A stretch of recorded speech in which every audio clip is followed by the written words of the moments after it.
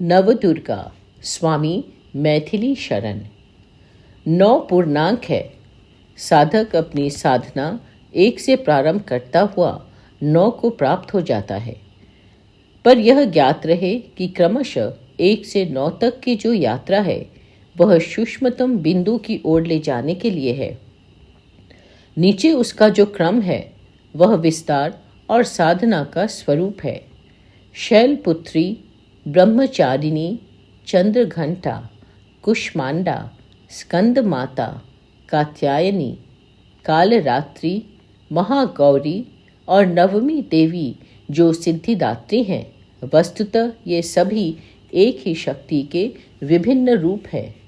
जैसे एक कन्या पिता के यहाँ जन्म लेकर क्रमशः बढ़ते हुए अलग अलग प्रकार की शिक्षा, योग्यता और आवश्यकता विशेष के अवसर पर अलग अलग नामों और संबंधों से जानी जाती हैं, उसी प्रकार से ये 9 दुर्गा साधकों की विभिन्न मनस्थितियों और परिस्थितियों को पूर्ण करने के लिए भिन्न भिन्न रूपों में कृपापूर्वक भिन्न और विरोधी रूप धारण करके कार्य सिद्धि में सक्षम है। साधना से कृपा को प्राप्त करना ही नवरात्रि का चरम लक्ष्य है। शक्ति रूप देवी का गौरवपूर्ण पूज्य पक्ष यह है कि वे एक ही शिव के प्रति निष्ठ हैं और शक्तिमान शिव ही उनके परमाराध्य हैं। शक्ति जब शिव केंद्रित होती है तभी स्वयं भी पूर्णांक को प्राप्त होती हैं और साधक को भी व्यापक शिव में ही केंद्रित करती हैं। शक्ति को पाने का मार्ग शिव है और शिव को प्राप्त करने का मार्ग शक्ति है। यही हमारी संस्कृति का पूरक और विराट स्वरूप है। रावण सहित अधिकांश असुर जो मारे गए वे मात्र इसी अज्ञानता के कारण कि वे स्वयं शक्ति के स्वामी बनना चाहते थे। यह उसी प्रकार की घृणित और अधोगामी साधना है जो कोई अपनी ही माँ के गर्भ से जन्म लेकर उसी से सारी योग्यताएं प्राप्त कर फिर उसी विधात्री का पुत्र ना बनकर स्वयं उसका स्वामी बनने का प्रयास करे। साधना का पुरुषार्थ जब अपनी साधना के फल को प्रतिग्रहीता बनकर अपने परम साध्य के प्रति समर्पित कर देता है तब उसको अपनी साधना का चरम फल प्राप्त होता है। नवदुर्गाओं में कोई विरोधी गुण ऐसा नहीं है जिसे देवी ने न स्वीकारा हो।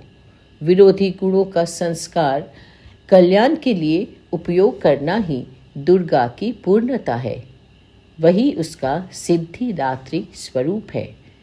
शंकर जी स्वयं पार्वती के संबोधन के लिए ऐसे दिव्य विशेषणों का प्रयोग करते हैं जो परस्पर विरोधी गुणों से युक्त है, पर वे विशेषण शब्दार्थ के रूप में विरोधी होते हुए भी तत्व और भाव की दृष्टि से एक दूसरे के पूरक हैं।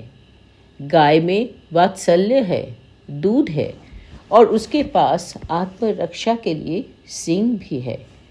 शरीर से मक्खी मच्छर हटाने के लिए पूंछ भी है।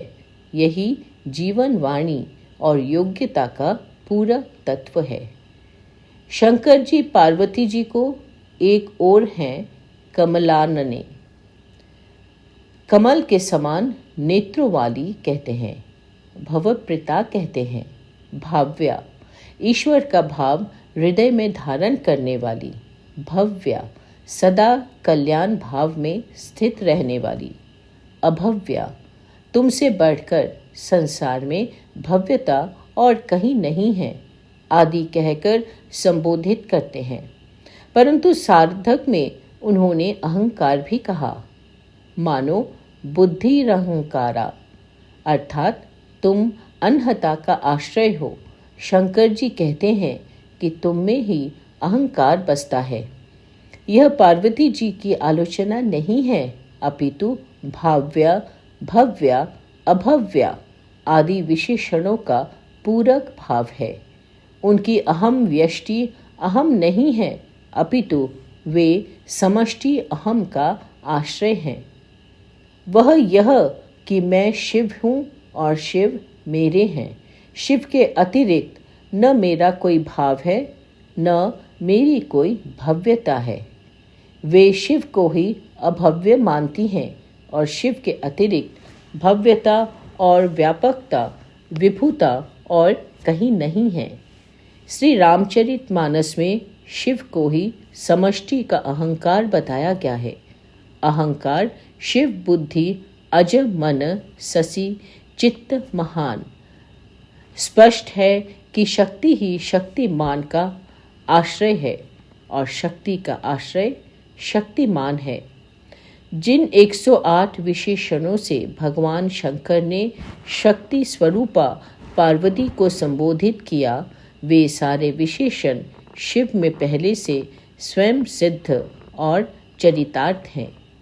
शंकर जी पार्वती जी की प्रशंसा करके उनसे अपनी एक रूपता सिद्ध कर रहे हैं, भिन्नता नहीं। नारी की शक्ति, नारी का ऐश्वर्य, नारी का सुयश, नारी का सम्मान किसी एक अधिष्ठान में केंद्रित हुए बिना असुरों या असुर वृत्ति के अधीन हो सकता है, क्योंकि द्वितीय में अद्वितीय भाव लाए बिना अद्वितीय की सिद्धि ही नहीं होगी। शक्ति पुरुषार्थ साध्य न होकर कृपा साध्य है।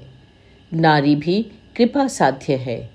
उसे पुरुषार्थ से प्राप्त करने की बात करनी आसुरी वृत्ति है। नारी शक्ति को कृपा से प्राप्त करना शिव दृष्टि है, जो अनंत, अनादि और सर्वत्र व्याप्त व्यापकता है।